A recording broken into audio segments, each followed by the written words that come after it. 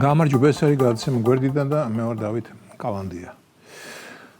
მე ვაგზელებ ჩემს ფიქრებს მტკვრის პირას იმის შესახებ თუ რა მოხდა 4 ოქტომბერს და რა ხდებოდა 4 ოქტომბრამდე და როგორ მივედით, არა ჩვენ კი არა, როგორ მივიდნენ ის ადამიანები ასეთ ცხოვრებამდე, დიახ, ყველას ვინც ახლა დაჭერილია ათონელის საპრეზიდენტო სასახლეზე იმ სამშვიდობო ბანდიტური თავდასხმის გამო ალბათ მიეჯება პატარა და დიდი სასჯელი და მე ივლიან ნასამართლეობის სტატუსით. დავიჯერო ისინი ამით იამაყებენ, იტყვიან რომ ტყუილად არ უცხოვრია და პოლიტიკურზე ისხდნენ.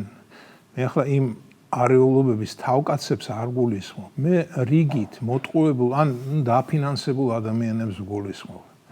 და მე სვაბოდაზე რომ გამოვლენ უბნელები ჰკითხავენ, ძმა რაზე იჯექი? იტყვიან პოლიტიკურზეო.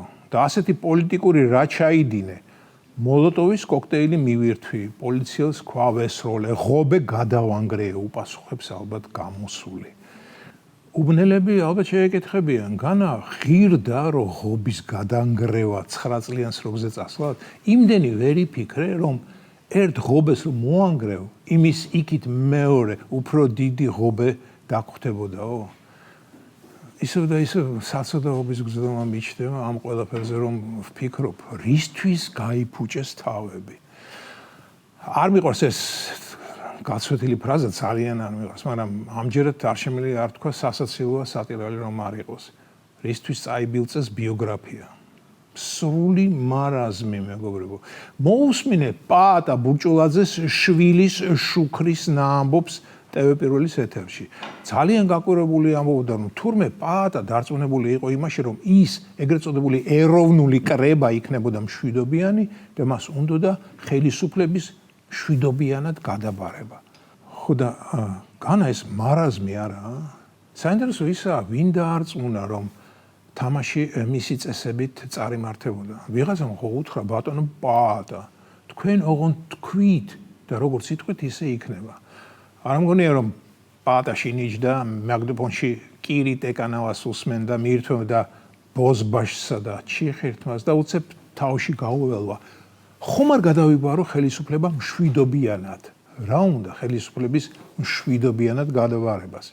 არც არაფერი.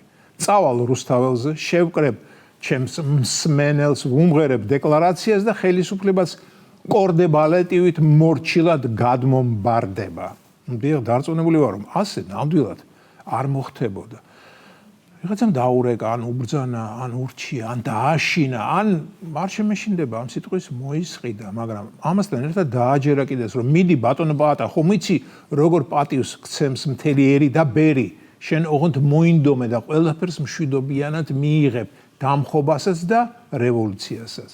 და რაც მთავარია, GDD, ანუ განსაკუთრებულ დავალებათა დეპარტამენტის თანამშრომლები შენ მხარეს არიან და ბევრი ხალხი თუ გამოვა, ისინი შენ მხარეს გადმოვლენ, იმიტომ რომ აღარ შეუძლიათ ოლიგარქიაში ცხოვრებაო.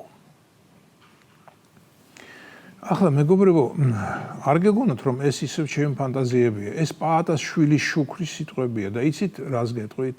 მჯერა რომ ასე იყო, დიახ. ჯერა რომ პაატას ასე უთხრეს და რომ ამხელა კაცმა ასეთი ბოდვა დაიჯერა, აი რატომ დაიჯერა ეს სხვა საქმეა. უნდა და დაჯერება და დაიჯერა. და ეს კვლავ იმაზე მეტყველებს, რომ კრიტიკული აზროვნება არაა დიდი ვოკალისტის ძლიერი მხარე. მეცაც ვიტყვი, საშუალო მხარეც არაა. სხვა შორის იგივე შემიძლია ვთქვა სალომე ზურაბიშვილზეც. ხომ გაგონილი გექნებათ, რომ ვიღაცა ახსნა ათონელის რეზიდენციაში რატომ ლამობდნენ შეჭრასო. შეიჭრებოდნენ, მერე იქვე სალომე ზურაბიშვილი ალადინის ლამპრის ჯინივით გაჩნდებოდა და გამოაცხადებდა, რომ მე ვარ ერთადერთი ლეგიტიმური პრეზიდენტი და ჩვენ მთელი ხალხი მუხლებზე დავეცემოდით, კობახიძე კი ტუნდრაში გაიქცეოდა. რატომ ეგონათ, რომ რამე სამთავრობო დაწესებულების აღება გამოიწვევდა ასეთ ცვლილებებს? არ ვიცი. ეთყობა 2003 წლის მოვლენები დღესაც არიან შეპყრობილნი და ფიქრობენ, რომ ასე ხდება ყოველთვის. მთავარია შეიჭრა რომელიმე წონიან დაწესებულებაში და მორჩა და გათავდა ხელისუფლება შენია. აი სრულიად პოლიტიკური მიამიტობაა.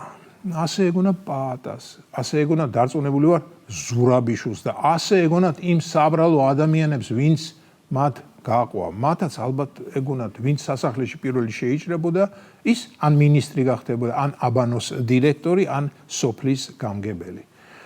და რატომ ეგონათ ასე? იმიტომ რომ ქვეყანაში ძალიან დაბალ დონეზეა პოლიტიკური მეცნიერებების სწავლა, განათლება. დაეგუგლათ მაინც თუ როგორ ხდება ძალაუფლების გადაბარება და იქნებ ახლა არ მსხდარიყვნენ ციხეებში და დაკითხვაზე გამოძახებას შიშით არ დაელოდებოდნენ. დაკითხვებზე კი რა სიტყვიან ეს მხოლოდ გამომძიებელმა თუ იცის. ამ ნაღვლიან ნოტზე გემშვიდობებით მეგობრებო. ეს იყო გადაცემა გვერდიდან და მე ვარ დავით კალანდია.